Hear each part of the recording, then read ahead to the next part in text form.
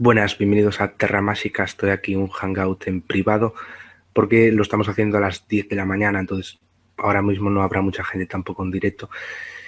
Entonces estoy aquí con Manuel Carballal de elojocrítico.info y también la revista pues en formato físico, aunque en este caso más bien la podéis encontrar en elojocrítico.info, ¿no? En PDF gratis.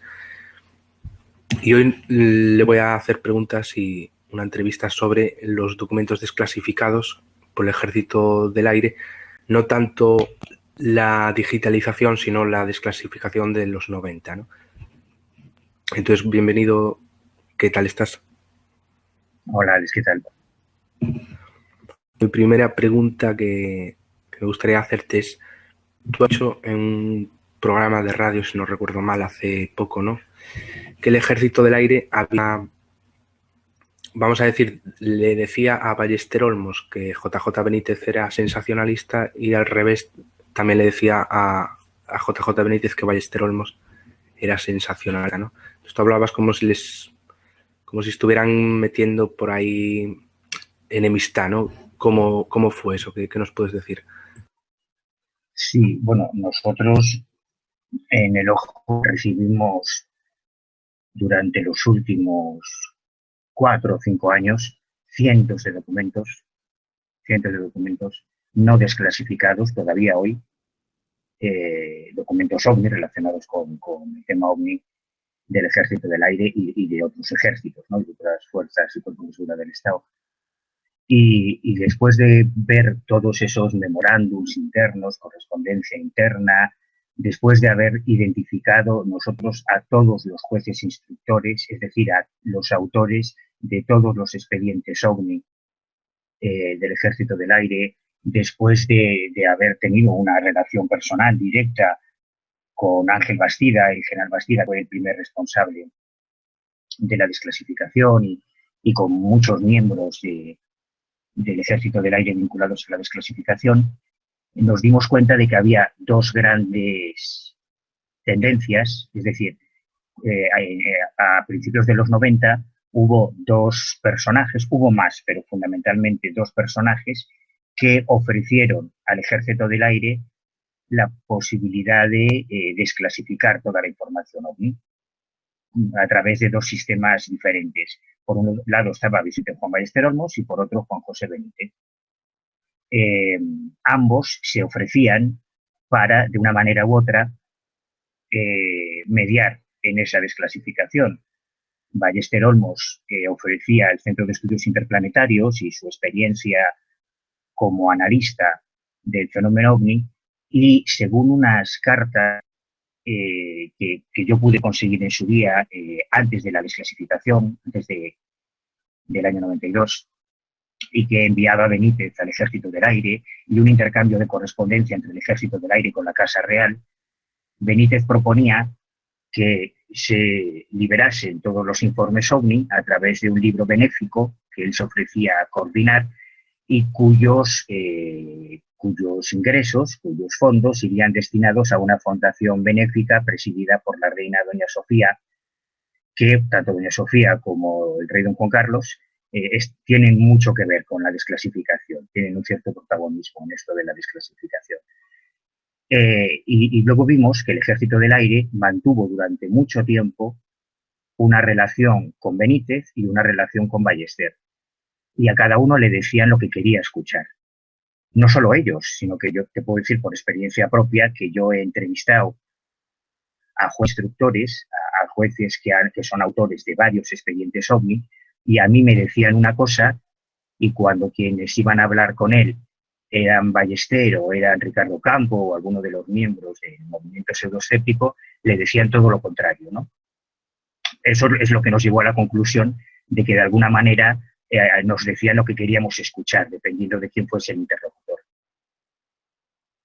¿Y cuál crees que es la razón de eso? Bueno, si te quieres poner conspiranoico, pues puedes imaginar lo que quieras. Yo pienso que los militares, sobre todo los militares de muy alta graduación, son personas muy educadas, que no te van a mandar a cagar cuando solicitas hablar con ellos y cuando les cuentas tu película, y en todo momento son muy correctos, ¿no? Y sobre todo no tenemos que olvidar que para el Ejército del Aire el tema OVNI es una fricada y es un engorro. O sea, en un momento como principios y mediados de los 90, en que el Ministerio de Defensa español estaba colaborando en varias misiones internacionales, en que había tropas, había fuerzas del Ejército del Aire español, por ejemplo, operando en los Balcanes y en otros conflictos armados. O sea, tenían cosas mucho más importantes que hacer y esto de los ovnis fue un marronazo tremendo. Llegaron a la conclusión de que en plena democracia no tenía sentido continuar manteniendo la clasificación de materia reservada en todo lo referente al tema OVNI y que lo más lógico sería desclasificar la información. Además, se habían producido ya varias interpelaciones parlamentarias. Este es otro tema que hay que tener en el foco cuando queremos enjuiciar de una forma objetiva lo que es la desclasificación. La primera interpelación, todo el mundo lo sabe, fue del Partido Socialista al gobierno de UCD a raíz del caso Manises, pero luego hubo interpelaciones cuando era el PSOE el que estaba en el poder, hubo interpelaciones del Partido Popular, por ejemplo, Gabriel Elorriaga hizo una interpelación en el Congreso de los Diputados por un incidente OVNI, cuando estaba el PP en el poder pues fue Izquierda Unida, o sea, desde el punto de vista político era un engorro que esto de los ovnis se mantuviese como un tema tan secreto, tan misterioso y la iniciativa probablemente fue de los mismos oficiales más jóvenes, más modernos del Ejército del Aire que dijeron, bueno, ya es hora de liberar toda esta información. Y ese fue un proceso muy lento, de muchos años, por toda la carga burocrática que lleva, y en medio de ese proceso aparecen estos dos personajes, Ballester y Benítez, que se ofrecen, cada uno ofrece una alternativa para esa desclasificación. Ballester contaba con una presencia más aparentemente científica y con un grupo de asesores que parecían ser científicos, objetivos, distantes, que podían hacer una valoración más científica de esos expedientes, y Benítez, por otro lado, era el más mediático, mucho más conocido a nivel público y, sobre todo, fue el primer ufólogo que recibió aquella primera desclasificación, aquellos primeros 12 expedientes que en su día les confió el Ejército del Aire y que él primero publicó a través de varias entregas en la prensa, en el periódico en el que entonces escribía, y luego en forma de libro en aquel volumen, los documentos OVNIs, documentos oficiales del gobierno español, que todos conocemos. Y aquella publicación en un libro comercial no agradó mucho a algunos militares que desde entonces lo pusieron en el punto de mira. Yo te puedo decir que entre esos documentos no desclasificados que nosotros publicamos en el UFOLIX, en esa revelación de informes sobre ovnis desclasificados, hay, que yo recuerde, tres o cuatro informes completos sobre Juan José Benítez que demuestran que fue objeto de cierto seguimiento por parte de las Fuerzas Armadas, con un intercambio de comentarios, de informes, de documentos entre distintos militares que reflejan que seguramente en buena medida azuzados por Ballester Olmos y por la línea pseudoescéptica, bueno, pues estaban bastante cabreados con esa comercialización de los expedientes. Probablemente por eso al final optaron por aceptar la colaboración de Ballester, sobre todo cuando Benítez publica materia reservada, donde ya directamente los acusa de mentir y de manipular la desclasificación, y claro, a partir de ahí se corta toda relación con Benítez. Benítez, antes de la desclasificación, ya había publicado, ¿no?, informes de estos. Bueno, todos los hemos publicado. Es que muchos de los informes ya eran conocidos por nosotros. Es más, yo mismo he publicado informes y documentos oficiales que no se han desclasificado todavía y que pertenecen a expedientes que sí han sido desclasificados por el Ejército del Aire, y es inverosímil. O sea, a mí me cuesta creer que un friki como yo, que un investigador particular que va por libre, que no tiene ningún apoyo oficial, haya conseguido documentos que no pueda conseguir el Estado Mayor del Ejército del Aire. sobre expedientes que ellos están desclasificando, ¿no? Por ejemplo, informes de la Guardia Civil o cosas así. No me parece muy verosímil. ¿Y qué crees que será? ¿Falta de interés o por qué? Yo supongo que sobre todo es falta de interés. Sobre todo interés, y que es un tema muy engorroso, porque cualquier informe sobre un ovni redactado por el Ejército del Aire es la crónica de un fracaso, es la muestra de su incompetencia, porque significa que el espacio aéreo nacional que ellos tienen la misión de proteger ha sido invadido por algún objeto, que da igual que sean misiles franceses o aviones marroquíes, pero es que su misión es identificar todo lo que penetra en el espacio aéreo nacional. Por lo tanto, cualquier reconocimiento de una invasión no identificada del espacio aéreo español, yo entiendo que es un marrón muy serio, que es una papeleta, porque es un reconocimiento de su incompetencia en ese caso, ¿no? Tengo una pregunta concreta, aunque ya has respondido bastante, ¿no? Pero para que me respondas un sí o un no, más o menos, ¿no? Y luego si quieres explayarte un poco más. ¿Pero crees que se han desclasificado todos los documentos OVNI del Ejército del Aire? Y desde los 90 en adelante, ¿crees, incluso en nuestros días, crees que se siguen recopilando esos informes? Sí, desde los 90 se siguen recopilando y de hecho se han publicado informes posteriores a 1990 porque la F40/5 sigue operativa. Probablemente nadie la rellenará ahora porque se dan cuenta del follón en el que se meten, de todas las explicaciones que tienen que dar, pero es que esa pregunta tiene trampa, Martín, porque el Ejército del Aire tiene una serie de informes. Recibió, cuando comenzó el proceso de desclasificación, otros informes que estaban perdidos en bases aéreas, que estaban a lo mejor archivados en una torre de control, que forman parte del Ejército del Aire o no, o pertenecen a otras armas, pero que fueron enviados posteriormente al Ejército del Aire. En ese sentido, yo creo que el MOA, el Mando Operativo Aéreo, probablemente ha desclasificado la información que ha llegado al MOA. Pero es que hay mucha más información, tanto en el Ejército del Aire como en otros servicios. Mira, en el último número del Ojo Crítico, nosotros publicamos una investigación de 6 meses, perdón, de 10 meses. 10 meses estuvimos detrás de un caso que creíamos que era la leche, que era un caso espectacular, que parte de unos documentos que nos facilitan dentro de este UFOLIX que está desarrollando el Ojo Crítico desde hace más de 10 años.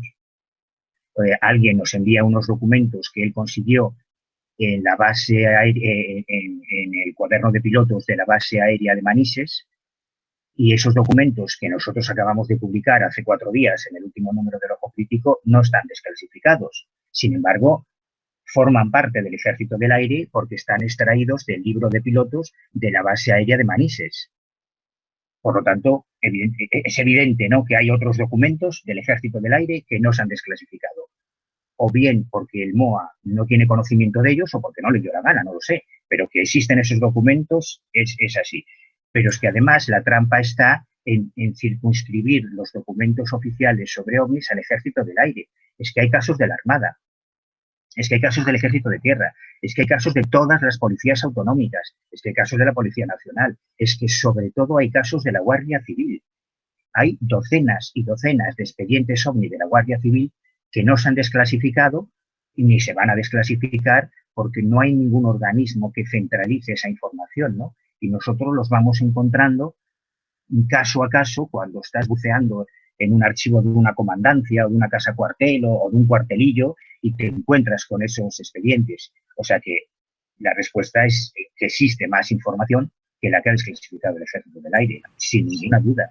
¿Y te consta que hay documentos desclasificados más bien sobre casos que están desclasificados, pero que hay documentos que no, de esos casos? Yo tengo documentos de la Guardia Civil, por ejemplo, sobre expedientes que se han desclasificado y no se han incluido esos documentos. Y de verdad que no me cabe en la cabeza que si yo los he publicado hace 10 años, que no se haya enterado el Ejército del Aire. ¿Que no los han querido incluir en el expediente desclasificado? Evidentemente. ¿Por qué razón? Pues no tengo ni la más remota idea. ¿Tú los has mandado al Ejército del Aire, a la biblioteca y esto? ¿o no? Hombre, es que yo no trabajo para el Ejército del Aire. En todo caso, el Ejército del Aire trabaja para mí como contribuyente. No soy yo el que Sí, tiene que te hacer digo el que no. trabajo. Claro. Y además, yo no soy ballester, yo no necesito la palmadita en la espalda, ni conseguir becas de investigación, ni presentarme como asesor del Ejército del Aire en la desclasificación. Yo soy un investigador particular que quiere saber qué son los ovnis. El Ejército del Aire es una herramienta más, como lo es la Armada o la Guardia Civil o las policías, para avanzar en ese conocimiento. Pero yo no pertenezco a ningún organismo oficial, ni a ningún estamento oficial, no soy funcionario del Ministerio de Defensa ni de ningún ministerio, por lo tanto, en todo caso, son ellos los que me Pero tienen que bueno, facilitar Ballester Olmos tampoco información. es funcionario, ¿no? ¿O sí? Pues no lo sé. Bueno, que No lo sé, se lo tendría que sepamos, responder él, que sepamos. oficialmente no se sabe, ¿no? Claro, hombre, yo no lo creo. Yo creo que Ballester ha sido un tipo sincero, ambicioso, pero sincero, que ha encontrado una vía de investigación que le reportaba unos beneficios que no son lucrativos, porque nosotros ya publicamos el contrato laboral del que tanta gente hablaba, pero que nadie había visto. Nosotros conseguimos ese contrato laboral que Ballester presentó al Ejército del Aire, no al revés, como él te dijo en la entrevista. No fue la iniciativa no es del Ejército del Aire, sino que fue de Ballester y del SEI. Y publicamos también, si es que está todo publicado, si es que no es que te lo cuente yo, publicamos también Sí, el sí. informe jurídico que emitió el Gabinete Jurídico del Ejército del Aire, desaconsejando que se firmase ese acuerdo de colaboración con Ballester Olmos y con el SEI. No fue Ballester quien dijo que no querían acuerdo. La realidad es al revés y están publicados los documentos. Ahora bien, también es justo decir que en ese contrato, en ese acuerdo de colaboración, nunca se contempló una remuneración económica directa. Es decir, Ballester y los asesores que él compiló para asesorar la desclasificación, ninguno de ellos militar, ninguno de ellos piloto, que es lo que me parece más escandaloso, ¿no? Me parece alucinante que para juzgar una especialidad profesional pues cuentes con tipos que no están al mismo nivel de los especialistas profesionales de esa especialidad que tú vas a juzgar. Pero bueno, es otro tema. Pero no, sí puedo decir, y repito que el acuerdo está publicado, que nunca hubo una remuneración económica directa. Ahora bien, todas las conferencias internacionales, los congresos, los libros y los artículos que Ballester o que otros especialistas pudieron publicar por esa información privilegiada que ellos recibían, evidentemente sí tenía una remuneración económica y sobre protagonismo, ¿no? Que la vanidad, el ego, también es un elemento importante. Así que está, yo sé que esto le da mucha rabia, pero es que en el fondo está al mismo nivel que Benítez. Si ellos argumentan que Benítez se lucró por publicar los expedientes en un libro y ellos también publican libros y dan conferencias internacionales y van a congresos en otros países y publican artículos, joder, pues están al mismo nivel. No creo que haya mucha diferencia. Sí, bueno, quizá no hay un, ¿cómo se llamaba esto? Un mirlo rojo o algo así, pero sí hay trabajos, ¿no? Igualmente. Claro. Otra pregunta que te quería hacer, porque tú estuviste en las conferencias en la Complutense de Madrid, si no recuerdo mal, era la universidad, con JJ Benítez y también el el teniente coronel Ángel Bastida, ¿no? Algo que me surgió hablando con otras personas sobre que me comentaron y quería confirmarlo contigo, a ver, porque supongo que al haber estado allí sabrás un poco más sobre esto, ¿no? Es sobre si el teniente coronel Ángel Bastida Freixedo, a mí me han dicho que es familiar de Salvador Freixedo, ¿no? ¿Tú sabes si esto es así? Sí, sobrino. Y bueno, tenía esa posibilidad. Si es así, ¿qué relación pudo tener esto en la desclasificación o en el interés del coronel Ángel Bastida? ¿Qué opinas? Yo creo que ninguna, sinceramente. Yo creo que fue una coincidencia. Salvador Freixedo tiene una familia muy grande y uno de sus sobrinos pues se hizo militar y militar del Ejército del Aire.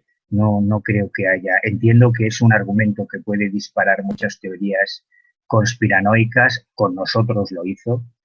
Nosotros alucinamos mucho cuando nos enteramos de esa relación, pero yo no estoy seguro de si a Salvador Freixedo se le podría considerar ufólogo. Yo creo que es otra cosa mucho más amplia, ¿no? Un filósofo, un pensador, un teórico, pero no pertenece a lo que yo considero investigadores del fenómeno. Por lo tanto, no creo que haya ninguna relación. Bastida estaba destinado en el MOA, que es donde se recibieron los expedientes originalmente. Estaban en el Estado Mayor del Ejército del Aire, fueron enviados en su día a Torrejón, al Servicio de Inteligencia del Mando Operativo Aéreo. Ahí estaba destinado Bastida y le cayó el marrón de tener que hacerse cargo de esa desclasificación. Y fue precisamente perdón, por iniciativa del rey don Juan Carlos, a través de una carta que le envió Pere Redón, el director del FEI, que el rey Juan Carlos intercedió con el entonces director del CSIC, Emilio Alonso Manglano, para que Ángel Bastida participase en el curso de verano de la Complutense en el año 92 para presentar allí oficialmente, públicamente, la desclasificación. Y por esa intermediación del CSIC a través de Ballester es por lo que Ángel Bastida estuvo en aquel curso de verano. No fue por una iniciativa suya o porque a él le apeteciese ver a su tío ahí en las conferencias. Entiendo. Y, por ejemplo, ¿sabes exactamente qué tipo de familiar es? Si un tío, sobrino, ¿cómo? Sobrino. Ok. Benítez, o sea, perdón, Bastida. De hecho, Bastida Freixedo es el apellido Freixedo castellanizado. Sí, ya. Freixedo, en realidad. Sí, por ejemplo, ¿has hablado alguna vez con Bastida sobre Freixedo? ¿Sabes su opinión? Sí, sí, claro. Yo tuve varias reuniones con Bastida y teníamos ese, en mi caso, amigo, en su caso, familiar común, y siempre se mostró muy cauto, o sea, nunca me dijo nada despectivo ni malsonante, ¿no? Faltaría más. Pues lo mismo que puedo decir yo si me preguntan por Freixedo, que es un tipo muy inteligente, con una cultura extraordinaria, que habla varios idiomas, que tiene una preparación en distintas áreas culturales enorme, pero que no comparto ni de lejos su forma de entender el fenómeno ovni. Más o menos esto es lo mismo que decía Bastida. Entiendo. Vale, bueno, antes ya decías, ¿no?, que tenías en tu posesión documentos clasificados, ¿no? Eso ya está respondido. Desde los años... Bueno, sí, pero bueno, los tengo yo y los tiene todo el mundo. Sí, más gente también. Están publicados. Claro, y además hay algunos documentos que no me han dado permiso para publicar y me da mucha rabia porque aportarían luz a algunas áreas del tema OVNI, como los diarios de Ballester, por ejemplo, o como los documentos, el intercambio de correspondencia de cómo se formó ese comité de expertos, entre comillas, que asesorarían la desclasificación. Eso no me han dado permiso para publicarlo y, lógicamente, cuando tú recibes una filtración de documentos, tú te sometes a lo que diga esa fuente, ¿no? Si esa fuente permite publicar la información, la publicas, y si no, no, porque si no dejas de recibir esa información. Yo creo que eso es bastante lógico.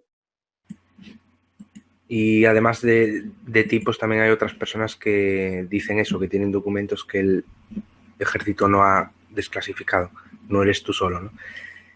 El trato a los investigadores del ejército, ¿no?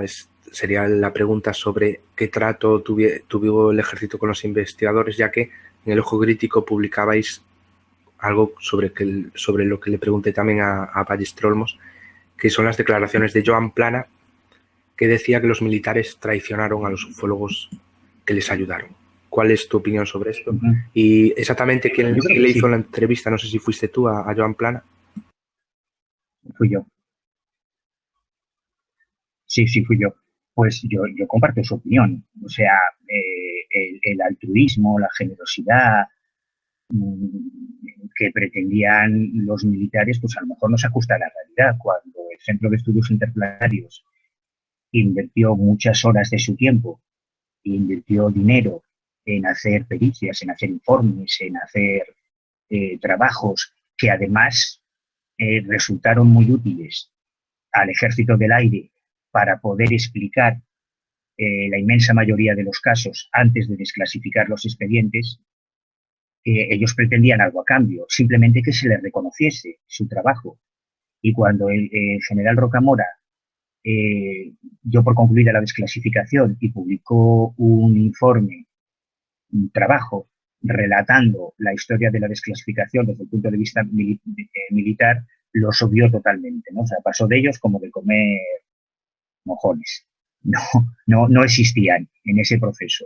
Y aquello me consta que no solo a Joan Planas, sino a otros miembros del CEI les dolió, porque llevaban muchos años de relación con el Ejército del Aire, haciéndoles su trabajo, en realidad, es decir, encontrando una explicación más o menos creíble a la mayoría de los casos, pero como esa relación estaba filtrada siempre a través de Ballester, que era quien se desplazaba físicamente a Madrid y tenía el trato directo con los militares, digamos que todo el protagonismo se lo llevó Ballester y el CEI quedó relegado a un segundo plano, incluso en esa historia oficial de la desclasificación que hizo Rocamora.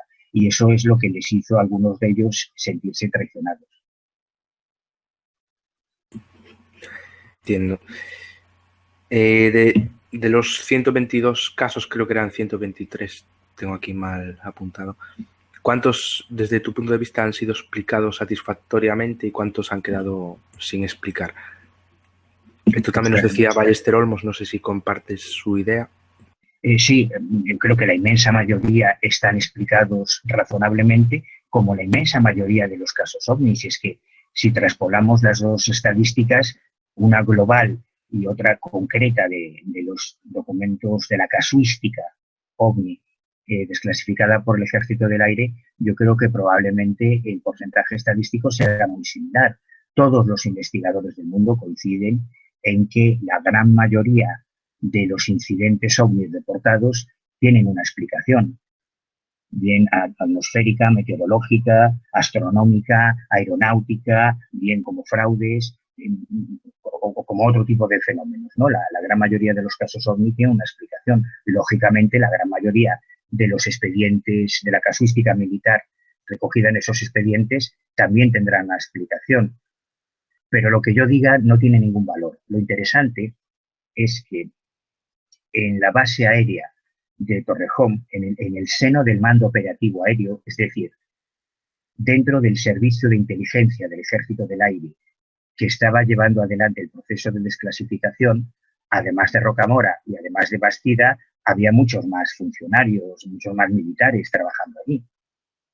Y en un momento determinado, cuando comenzaron ya a publicarse los primeros expedientes desclasificados, un grupo de militares del MOA que tenían acceso a toda la información original y que veían cómo se estaba llevando adelante el proceso de desclasificación, comenzaron a mostrarse escépticos con ese proceso de desclasificación que estaba llevando adelante su unidad.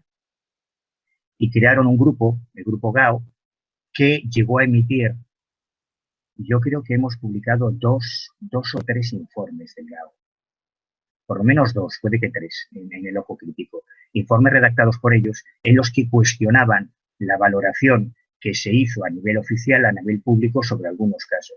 Ellos además argumentaban con muy buen criterio que les parecía increíble que algunos casos ovni que estaban protagonizados por compañeros, es decir, por pilotos de combate del Ejército del Aire, que cuando decimos piloto de combate, no estamos hablando de un piloto de avioneta. O sea, un piloto de combate, alguien que se pone a los mandos que se ponía a los mandos de un F-1, de un Sabre, de un caza, es un tipo que ha pasado todos los filtros en la academia militar. Los que tenían la mejor puntuación es los que iban finalmente destinados a las salas de combate, al eje control, a los pilotos de combate, a los pilotos de caza, y otros pues se quedaban en piloto de helicóptero, un piloto de transporte, un personal de tierra, pero quien llegaba a pilotar un caza es un tipo con muchas horas de vuelo, con unos conocimientos aeronáuticos por encima de lo normal, con una capacidad visual de uno sobre uno, con un equilibrio psicológico que se le presupone, porque tiene en sus manos un aparato que cuesta muchos millones de euros. Y que, claro, que esos casos protagonizados por compañeros suyos los valorasen personas que no tenían ninguna formación aeronáutica, pues como Ballester, que Ballester es un señor que trabajaba en la Ford de Almusafes, o sea, que de coches yo entiendo que sabrá mucho, pero para juzgar un caso protagonizado por un piloto de combate, pues comprendo que al piloto de combate le pueda molestar que alguien que vende coches pues le diga si lo que ha visto es Venus o un globo sonda, ¿no? ¿Entiendes lo que quiero decir? Entonces, ese grupo de militares, un poco molestos por cómo se estaba gestionando esa información, emitieron una serie de informes en las que cuestionaban la explicación que se daba a algunos casos clásicos en esos expedientes desclasificados. Por ejemplo, me viene a la mente Manises, ¿no? Decían que era una falta de respeto, por decirlo de alguna manera, que a un profesional como Fernando Cámara, estas personas le dijeran que había estado durante hora y media persiguiendo unas chimeneas por toda España. Claro, si tú lo ves desde la distancia y te das cuenta de quién es el protagonista del caso y quiénes lo están juzgando, pues no sé, es como para juzgar una fórmula química, pues le preguntan a un ebanista, a un fontanero y a un taxista, ¿no? A ver qué opinión tiene sobre ese logaritmo, sobre esa fórmula. Claro, parece que a lo mejor la valoración no está muy justificada. Sí, además sobre esto también tiene escrito Miguel Ángel Ruiz un artículo en El Ojo Crítico, ¿no? Donde desecha un poco esa posibilidad de las chimeneas de escombreras. No sé si quieres comentarnos un poco por encima lo que nos cuenta. Sí, bueno, él es un profesional aeronáutico que se dedica profesionalmente a eso y que hizo una segunda valoración en base a la hipótesis de Fernández Peris de que el caso Manises se debía a las chimeneas de escombreras y según su valoración profesional no se ajustaba esa explicación a lo de que describían, por un lado, el piloto, que además hay que decir algo más, es que ahora, en el año 2016, existen escuelas de pilotos civiles, alguien de buena familia, con unos buenos recursos económicos, pues sí, puede terminar siendo piloto comercial, piloto de Iberia o de Air Europa o cualquier compañía aérea, pero antes la inmensa mayoría de los pilotos provenían del Ejército del Aire, porque las horas de vuelo que se necesitan para sacar la titulación como piloto comercial son muy caras, implican muchísimo dinero. Así que lo que hacían muchos pilotos militares es que, llegado un momento determinado de su carrera, se pasaban a la vida civil y terminaban como piloto de Iberia o como piloto de Spanair o de Spantals o de cualquiera de aquellas compañías, la TAI, por ejemplo, en el caso de Lerdo de Tejada. Por lo tanto, lo que quiero decir es que muchos de los pilotos, o la inmensa mayoría de los pilotos que han protagonizado incidentes OVNI, hablo de pilotos comerciales, desde un avión comercial, habían sido pilotos de combate. En el caso de Fernando Cámara, por ejemplo, de Lerdo de Tejada, Javier Lerdo de Tejada, que era el piloto de la TAE que protagonizó la parte civil del caso Manises, yo recuerdo, hablando con su familia, que me explicaban que Javier Lerdo de Tejada no era un tío que se acojonase fácilmente. Él había sido de piloto de combate en la guerra, en el Sáhara, había aterrizado con impactos de bala en el fuselaje del avión, o sea que no era un tío que se asustase fácilmente. Cuando tú escuchas la conversación de la caja negra y ves cómo se le quiebra la voz cuando pide que manden un interceptor de defensa por esas luces que se acercan a su avión, a mí de verdad que me parece que hace falta un ejercicio de imaginación y de fe extraordinario para creerse que un tipo con este currículum se acojonó y provocó un aterrizaje de emergencia en Manises por unas chimeneas de escombreras. O sea, me parece casi más ejercicio de fe creerse esa explicación que creerse cualquier otra. Centro de Control e Información de Vuelo de Barcelona. Registro oficial de comunicaciones entre este centro de control, las aeronaves y otras agencias de control. Asunto: avistamiento OVNI notificado por el comandante de la aeronave TAE 297 de Palma de Mallorca a Tenerife cuando sobrevolaba la vertical de Ibiza aproximadamente. Este avistamiento, confirmado más tarde por los controladores de la torre de control de Valencia y torre de control de Alicante. Comienza la grabación a las 22 horas, 1 minuto, hora GMT. Barcelona, buenas noches, TAE 297. TAE 297, buenas noches, responda a Alfa 3036, según autorizado, llame a Alicante. Alfa 3036, libre a 210 para 330, llamaremos a Alicante. TAE 297, Barcelona, ¿me puede confirmar a ver si oye alguna señal de emergencia, frecuencia 21.5?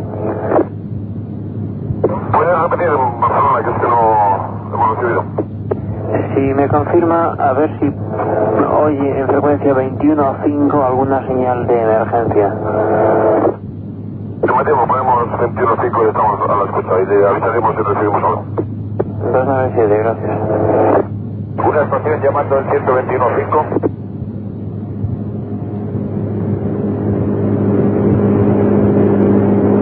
Afirmativo, alguna estación emitiendo el 121.5 al parecer de emergencia. ¿Me puede confirmar si la recibe? No, estoy llamando el 21.5 y no recibo, TAE.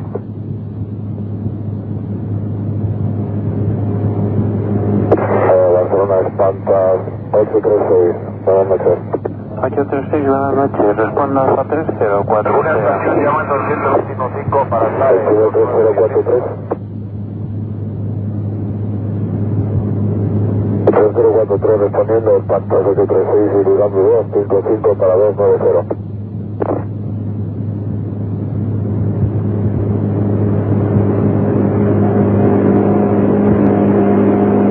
TAE 297, Barcelona. He recibido para TAE 297, afirmativo, recibimos una señal 121.5, pero no se puede identificar. TAE 297, recibido, gracias. Barcelona, good evening, Britannia 709 Bravo, approaching flight level 260, climbing to flight level 280. Britannia 709, Bravo. Completamente no se puede identificar esa llamada. Britannia 709, Bravo. Es una baliza lo que suena. 709 Bravo, go ahead. 709, Bravo. Score Alpha 3041, proceed as clear.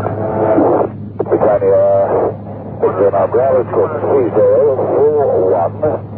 I'm proceeding requesting cruising level 350. 709, Roger. Maintain 280, I'll call you back after a second. 709 Bravo, main possible 280, I'm reaching. Barcelona, Espanta 836, manteniendo 290. 836, recibido. Barcelona, TAE 297.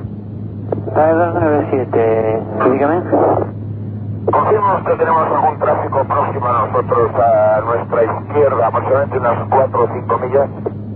297, negativo, no hay tráfico notificado. Tenemos dos señales de luces rojas, como ahora a unas 3 millas a las 10 de nuestra posición. Aproximadamente a la misma altura. A las 10 de la posición, a unas 3 millas a la izquierda de su posición ahora. Afirmativo. TAE 297, recibido, gracias. Sí, cuando pueda me informa usted sobre ese tráfico. 297 no tenemos información de ningún tráfico procediendo en esa ruta. Es usted el único que procede Ibiza-Alicante. Muchas gracias, es posible ese tráfico. Y TAE 297, ¿me confirma las luces están en el mar o están en el aire? ¿Me repite, por favor? El avión es un tráfico y está aproximadamente a nuestra altura. Ahora estamos librando nosotros 250. Este tráfico andará por entre 23 y 26. TAE 297, recibido, gracias. Barcelona, TAE 297, ¿me confirma el tipo de avión que puede ser ese tráfico? TAE 297, ¿me confirma si va en su misma dirección? Afirmativo, lo tenemos cada vez más cerca. Barcelona Tiger 97, solamente puedo ver dos luces rojas fijas, sin flashing.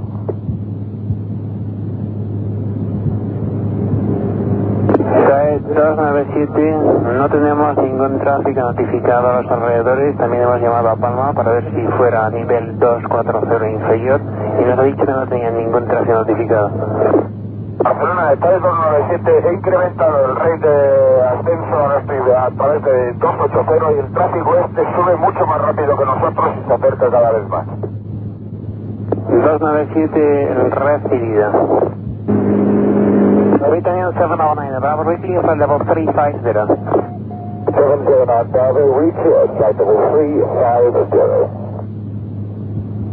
Barcelona Tiger 297, pongo rumbo a Valencia. 297, recibida.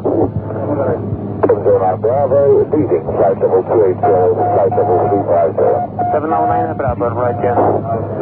297, pase a frecuencia 1365. 3365, Tiger 97. Tiger 297, Barcelona.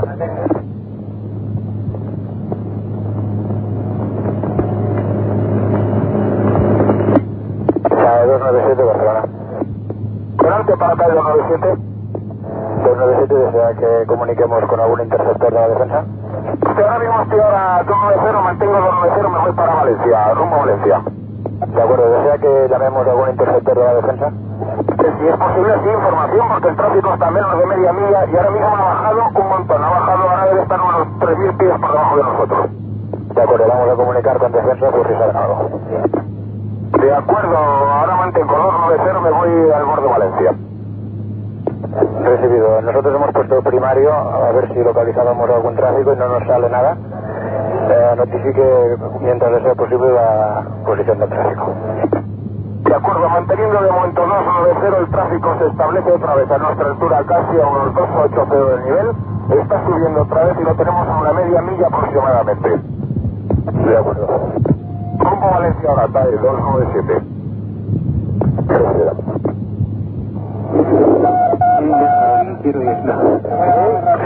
Oye, mira a ver si en radar veis alguna cosa al sur oeste de Ibiza.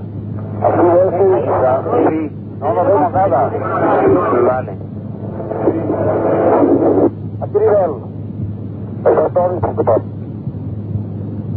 Esto fue conversación telefónica con el Centro de Control de Palma.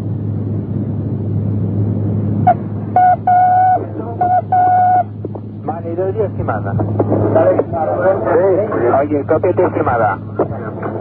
TAE 297.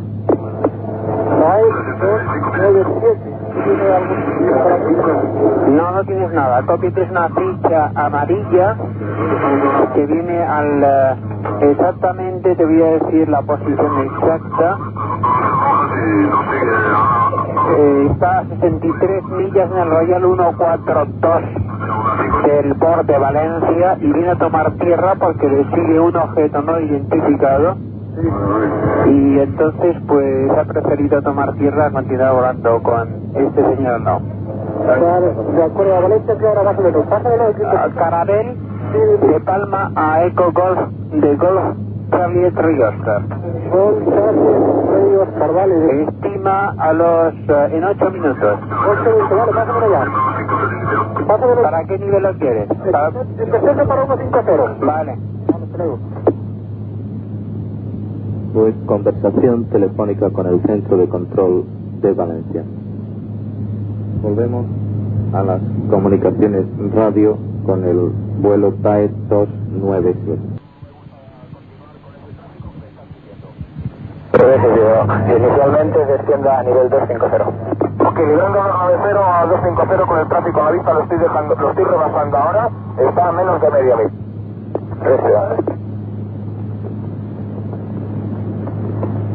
Oye, TAE, ¿a qué distancia estás de Valencia? 65 millas. 35. 6 horas. Ah, vale, muchas gracias. Nosotros estamos ahora a 20 de espanto y no vemos nada aquí. Sí, ya lo tenemos debajo de estas, son todas rojas y nos sigue. Ahora ha bajado Lo llevamos antes a nuestra izquierda hacia unas 5 o 6 millas y luego nos va siguiendo, vamos, son 12 rojas que ahora tenemos debajo y nos sigue. Vale.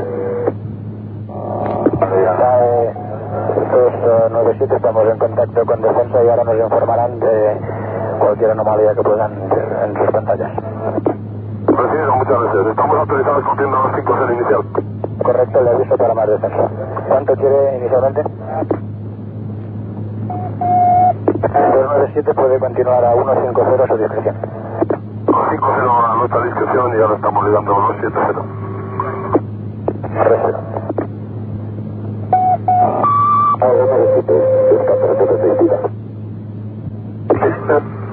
No podemos explicar porque tenemos 21.5 a la escucha y con Barcelona estamos en otra. Fantástico. Es fantástico, ¿eh? Es fantástico, ¿eh? Ha picado, estará en PPG, compañía 34, 1, 2, 3, 4, 5. Vale. Ya, 297, Barcelona. Adelante, Barcelona, para 297.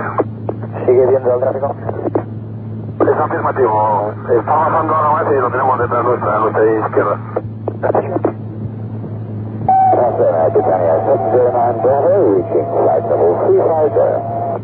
Roger, call Barcelona 277.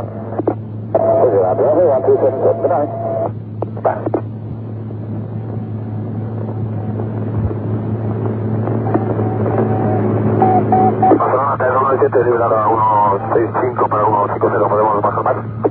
Pase con Valencia 120.1. Para 120, 397. No, negativo, llame a Valencia 120.1. Valencia 120.1, hasta luego, buenas noches, muchas gracias. Barcelona, despacho 836, hemos pasado a Valencia, medio minuto, rumbo a la segunda. Recibido, puede pasar con Madrid 128.7, hasta luego. 28.7, hasta luego. Hora actual 22:17 GMT. Aquí concluyen las comunicaciones tierra-aire, aire-tierra con la aeronave en cuestión TAE 297. A partir de ahora se suceden una serie de conversaciones telefónicas con Centro de Control de Valencia y Centro de Control de Sevilla. Hora actual 22:19 GMT. Oye, ¿qué ha pasado con el hombre este? Pues nada, que está aquí a 20 millas de baliza y que... ¿Continúa con el objeto? Que continúa con las dos luces rojas a la izquierda, continúa aquí a la derecha y es verdad, que lo estamos viendo con los climáticos, ¿eh? ¿Y lo veis vosotros? Que no se achotee, tiene un tío al lado. Que tiene un tío al lado. Sí, le hemos grabado a una potencia en marcha, ¿no? Pero bien, vamos a lo mirar ahora. A ver si se lo miráis. Hostia. A ver si sale. Vale, corto, chato. Vale. Oye, ten cuidado que no hay nada en Valencia. Oye, ¿dónde está el Lima 801? El 801 en Víctor 1.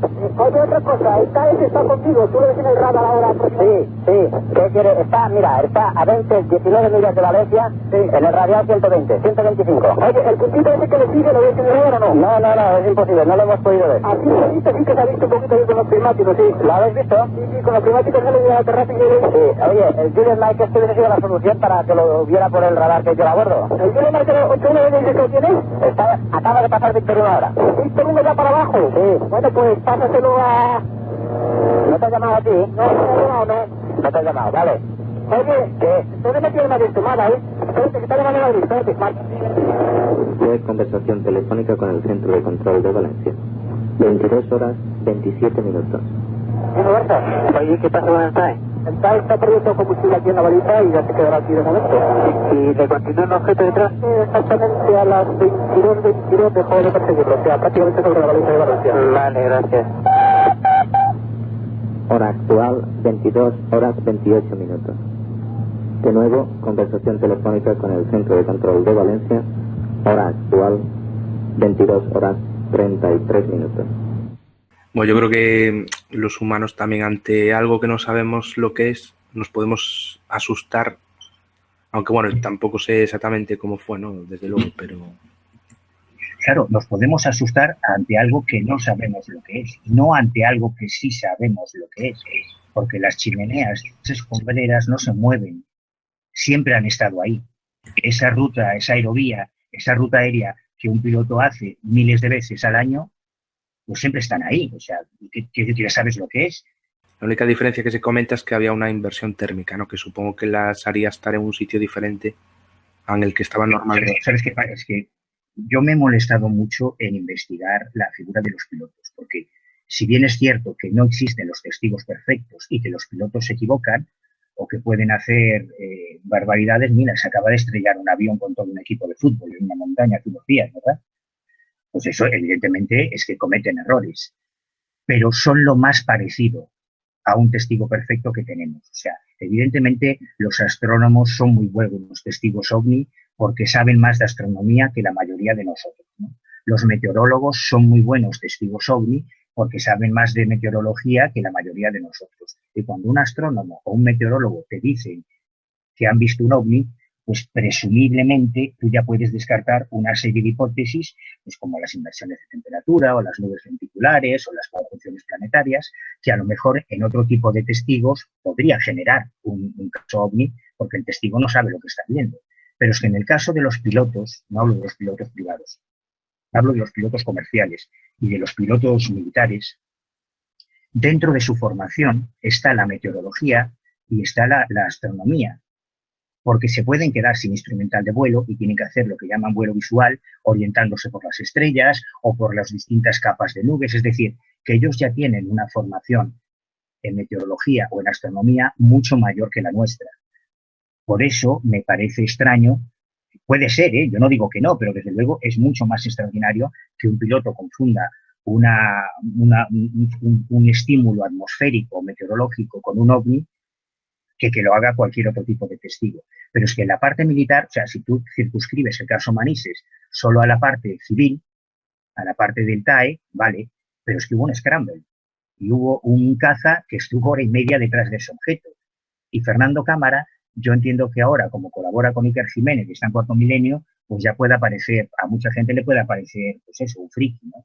Pero yo entrevisté a Fernando Cámara hace muchos años, mucho antes de que fuese conocido y frecuentase los medios de comunicación, y te aseguro que lo que yo me encontré era un tipo absolutamente racional, absolutamente escéptico, que decía que él no creía en extraterrestres, ni marcianos, ni cosas raras, pero que lo que él vio no sabía lo que era, que lo que él vio era un estímulo luminoso que no generaba calor, porque no aparecía en los aparatos, en los detectores de calor, vamos, de los radares, que tenía una maniobrabilidad aeronáutica que superaba con creces el avión que él estaba pilotando.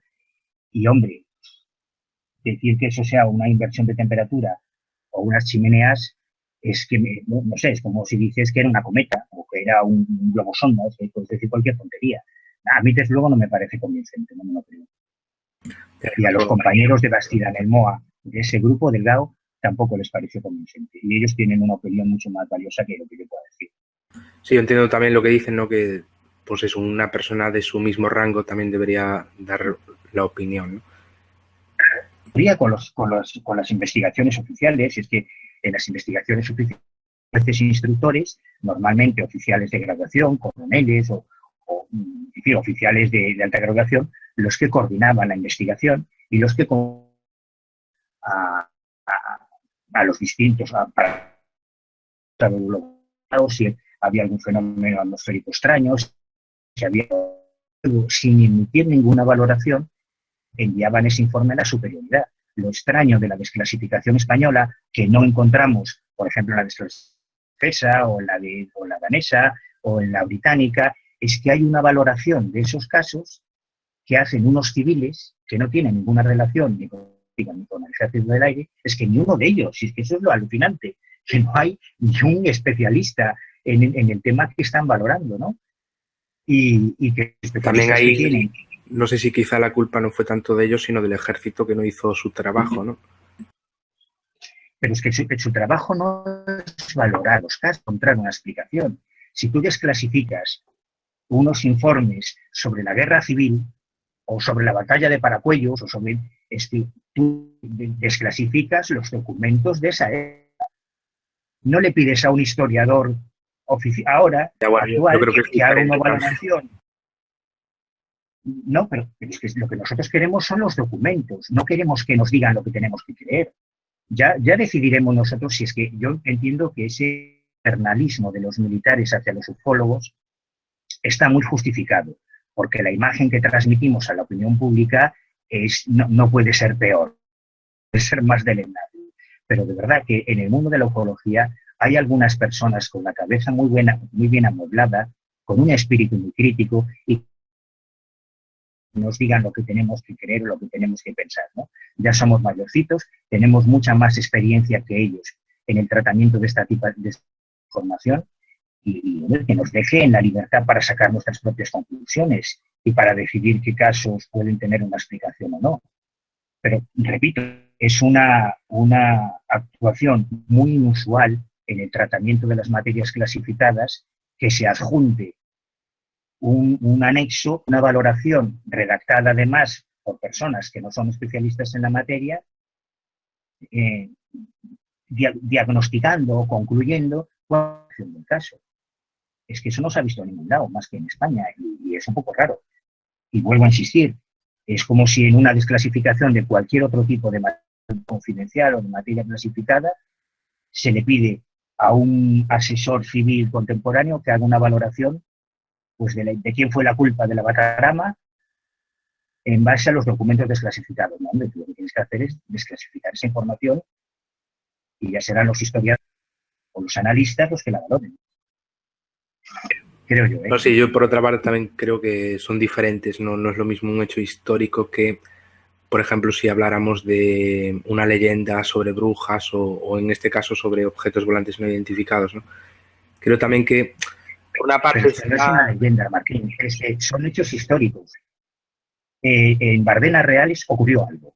Hay unas personas de carne y hueso que relatan una experiencia. En Gallarta ocurrió algo. Lo que me refiero de leyendas, me refiero a leyendas con el sentido de lo que había en la cultura en ese momento, no tanto el caso. Pero a ver, es que eso es lo que pues los divulgadores, ese es un problema de ellos. Igual que dentro de la divulgación histórica hay una cantidad de pajas mentales sobre la guerra civil enormes, pero eso no tiene que ver con la realidad histórica o con los documentos históricos. Eso tiene que ver con la interpretación tendenciosa de autores más libres de un bando. Es exactamente igual, pero el hecho histórico es el que está en los documentos.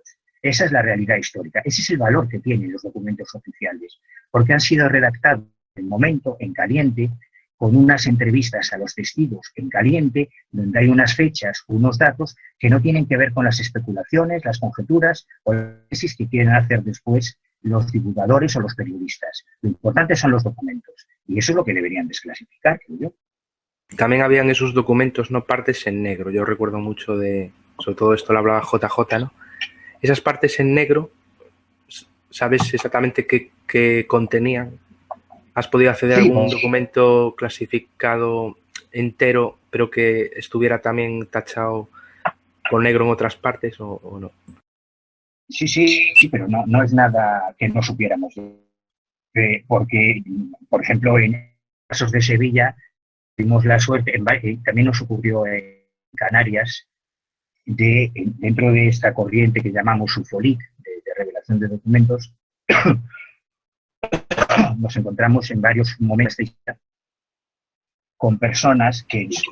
Carballal, te está cortando por veces, no sé si te has alejado un poco del router o algo, pero si puedes solucionar un poco eso, a ver. Vale, como decía, alguna palabra te la corta, pero en la mayoría se te entiende bien. No sé, a lo mejor le he pegado al micrófono sin querer. Bueno, yo sigo. Okay. En algunos momentos de todo este proceso de desclasificación, tuvimos la suerte de encontrar a personas que en su día habían hecho el servicio militar en Sevilla o en Canarias y habían tenido acceso a que estaban destinados en oficinas y habían podido fotocopiar algunos de esos íntegros sin la censura a la que se sometieron cuando se enviaban a Madrid, cuando se centralizaba toda esa información en Madrid. Y entonces tenemos algunos de los documentos originales, que, por ejemplo, creo recordar a Arnald Collar, por ejemplo, el caso de Arnald Collar y otros, en que está íntegro el documento, ¿no? Y lo que se hizo, yo creo que en ese sentido, como en criterio, podían ser los nombres de los testigos, la ubicación de algunas bases militares o radares, o sea, información que no quita ni resta credibilidad al episodio OVNI y que desde el punto de vista militar pues se considera una información sensible, ¿no? O que en base a la ley de protección de datos, pues hombre, una información en esos expedientes especialmente sensible, ¿no? No es como en el caso de los americanos. Creo que se cortó una parte ahí del final. Pues que yo no creo que hayan borrado nada especialmente sensible, nombres de testigos, ubicaciones de radar, pero creo que eso es razonable.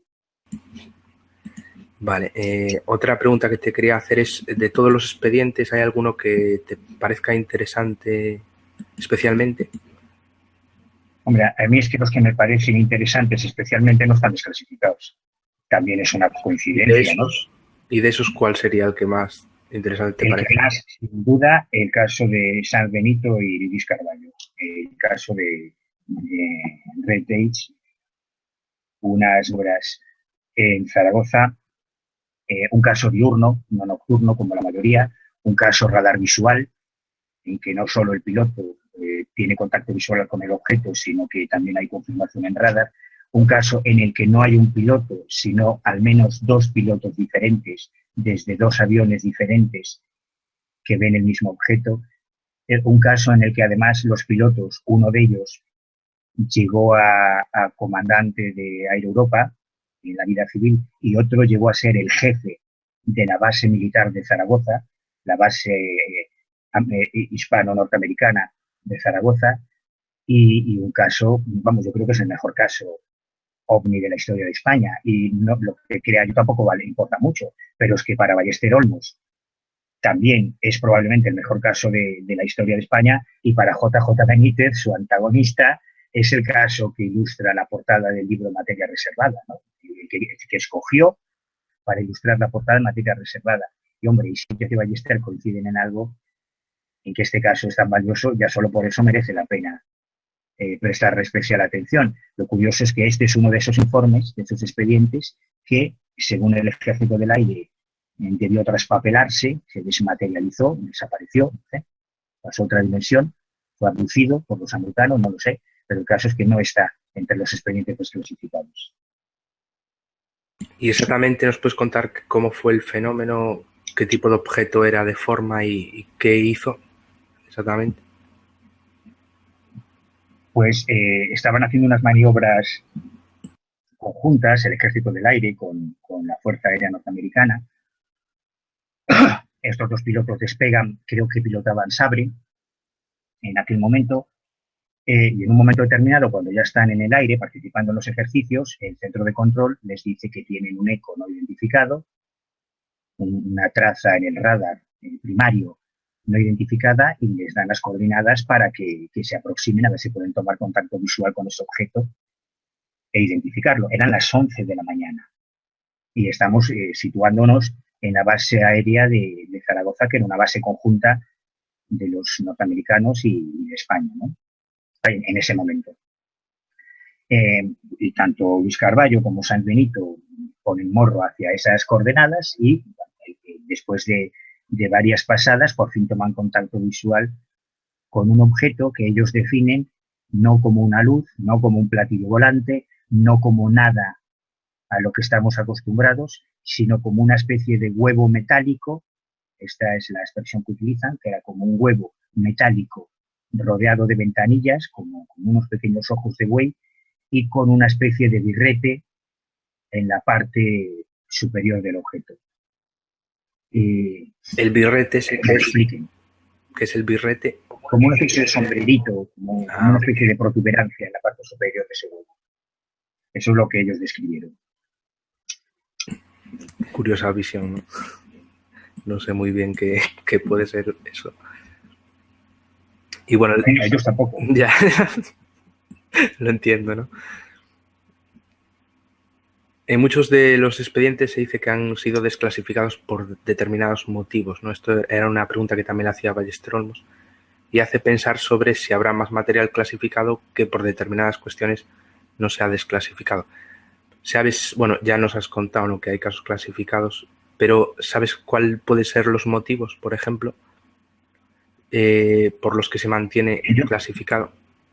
De verdad, yo creo que el desinterés, por un lado, en cuanto a los casos OVNI, pero luego hay un tipo de caso mucho más serio. Nosotros hemos publicado muchísimos informes en ese Infolit sobre ese tipo de casos en los que ya se sabe que era el OVNI, pero resulta mucho más incómodo explicar qué hacía eso ahí que pensar que sean marcianos o que la gente fabule con lo que quiera, ¿no? Hay casos de misiles, pruebas balísticas portuguesas que han entrado en el espacio aéreo español y que han estado a punto de llevarse por delante 2 pesqueros en la ría de Pontevedra, por ejemplo. Hay casos de misiles franceses, de pruebas balísticas francesas que se utilizaron en operaciones psicológicas en el espacio aéreo español. Hay casos de aviones espías marroquíes o norteamericanos que han entrado en el espacio aéreo español en operaciones de inteligencia, en operaciones de espionaje de comunicaciones. Hay casos de aviones espía, no aviones espías, sino aviones de guerra electrónica españoles que han sido detectados por un radar y que no habían notificado ningún plan de vuelo, pero que siendo españoles, el operador de radar en Cando, por ejemplo, en Canarias, que yo recuerdo ahora, que los detecta, claro, detecta un tráfico no identificado, un ovni, no sabe lo que es eso. Luego con el tiempo supimos que eran eso, aviones de guerra electrónica españoles, ¿no? O sea, hay tantas cosas secretas volando en los cielos que en algunos casos se convierten en ovnis cuando testigos inoportunos, sean radaristas, o sean pescadores, o sean campesinos, los ven, que es comprensible que toda esa información se mantenga como materia reservada, porque algunos casos son realmente incómodos. Yo creo que el mejor ejemplo, que es un ejemplo de los pocos casos en que tenemos la resolución final, es un caso de un incidente que se produce en Barbate.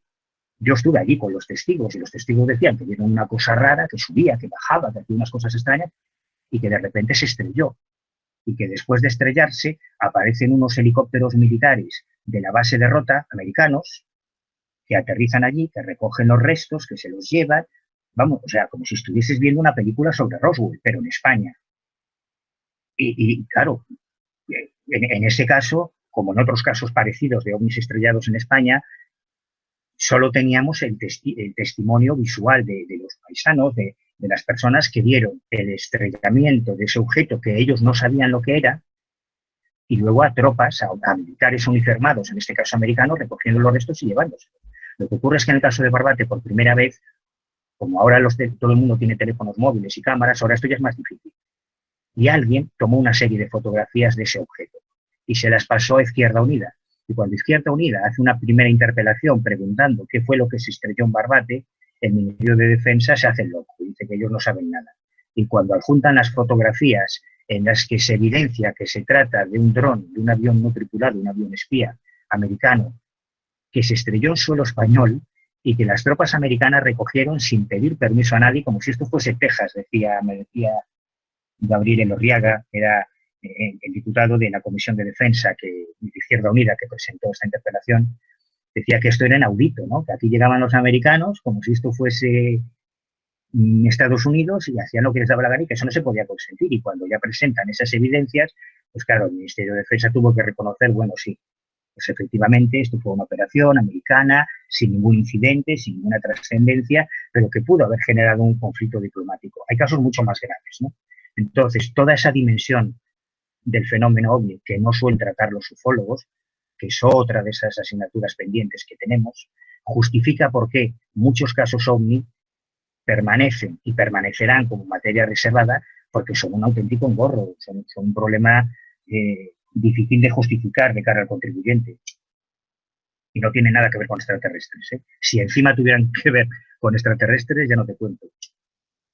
Y bueno, tengo una pregunta quizá un poco indiscreta, no sé cómo te sonará, ya que si la gente que pueda ahora buscar tu nombre en YouTube, ¿no? Les va a aparecer un vídeo, pero de ese vídeo yo lo he visto, pero no se sabe el contexto, ¿no? Es como un corte. Tradición oral, padre. Evidentemente, Tradición no antes. oral, Evidentemente, oral, la Biblia, por la única el profecía oído, que hay en la por el Biblia que oído. no se ha cumplido es el Apocalipsis.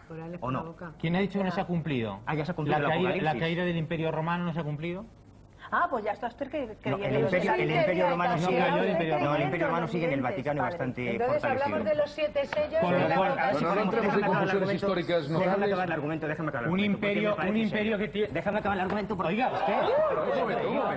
Un momento. Que déjame acabar Un el imperio No que lleguemos tiene... a las Déjame acabar el manos. argumento porque estaba hablando yo. Un imperio Te digo que que tiene... una cosa. Acaba el argumento, acaba el argumento, acaba el argumento, acaba el argumento, acaba el argumento, acaba el argumento. La percepción A ver, de un momento, historia de no, los no. hechos. Lárgate y déjame terminar. Padre Apeles, por favor. Volverá que siempre vuelve. Para eso le pagan. ¿Cómo que no? Un vídeo muy corto, pero no hay un contexto de qué pasó antes, qué pasó después. Entonces te quería preguntar, no sé si me querrás contestar, pero hay un vídeo donde le das una bofetada a Apeles, ¿no? Entonces, No, sabe, no, me la da él a mí. te la da él a ti. Sí. No recordaba, yo creo, por lo que recuerdo Mira, yo, fíjate, esto es un ejemplo cojonudo de cómo falla la memoria humana, ¿eh? Fíjate cuando valoramos tanto a los testigos. O sea, tú has visto ese vídeo y dices que soy yo el que le doy la bofetada. Y es al revés. yo recordaba Cuando lo veas, totalmente que la habías dado tú. No sé, Pues no. tendré No, que es volver al a revés. verlo. Qué bueno. Pues mira, esto no estaba preparado y esto es un ejemplo estupendo de cómo el testimonio humano es altamente falible. Y ayer mismo Por yo algo lo tan comentaba, ¿no? trascendente. Ayer mismo en Pues directo mira, comentaba eso de la memoria, ¿no? Que yo he sido consciente al grabarme que mi memoria no es 100%, ¿no? Y supongo que la de los demás y tampoco. eso es un tema muy estudiado y es uno de los temas que más nos ha preocupado en el Ojo Crítico. De hecho, en el último número publicamos también un artículo sobre el sesgo del superviviente, que es otra de esas trampas de la memoria. Pero mira, ha quedado ilustrada con un caso práctico que no estaba preparado. Y no, eso es no sé a qué vídeo es, pero si es con Apeles, es un debate que tuvimos en un programa de televisión. Yo a Apeles lo había tenido antes, lo conocía de antes, habíamos estado en Espacio en Blanco, por ejemplo, cuando Miguel Blanco estuvo enfermo una temporada y estuve presentando yo Espacio en Blanco, y organicé una serie de debates y además yo creo que fue un programa muy chulo con Apeles, Salvador Freixedo y Gabriel Carrión. O sea, fue una bomba, un debate No sabía eso. incendiario, te puedes imaginar.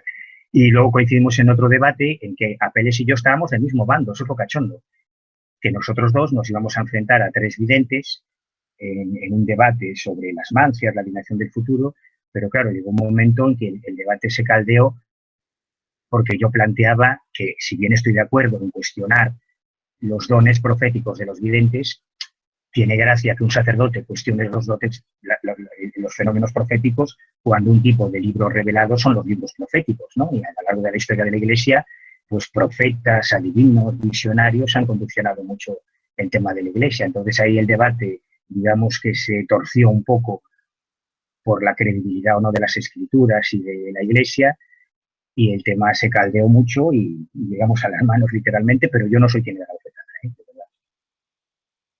Es que esto te lo comentaba porque, claro, el vídeo es un vídeo corto que no hay contexto, ¿no? De por qué ocurre eso. Por eso te lo preguntaba, porque a lo mejor la gente lo ve, pero no sabe por qué ocurrió eso, de qué ibais a hablar, ni nada, ¿no? Creo que era en Cruzamos el Mississippi, ¿no? El programa. No sé si era Cruzamos el Mississippi o el otro que hizo después la Oca o el Pato. No sé, hizo otro. Luego también otro vídeo que pueden encontrar por ahí es el de Mundo Misterioso, que eso es un proyecto que teníais, ¿no? No sé si era una radio o una revista, ahora no recuerdo. En realidad fue un programa de radio que hicimos durante 2 años, quiero recordar, un programa que presentaba Bruno Cardeñosa. A mí nunca me ha gustado mucho lo de la presentación, yo era el director, pero quien presentaba, quien estaba en los micrófonos, era inicialmente Ana Cumplido y Bruno, y luego quedó solamente Bruno, y fue un programa que hicimos durante 2 años, del que yo estoy muy orgulloso porque planteábamos siempre estos temas desde un punto de vista, yo creo que un poco diferente a lo que se hacía en los años 90, porque fue un programa que, si no recuerdo mal, se emitió entre 1997 y 98. No recuerdo si llegó al 99, pero vamos, era en los años 90. Y ya en aquel momento plantear una perspectiva más crítica, más racional de estos temas era un poco inusual, ¿no?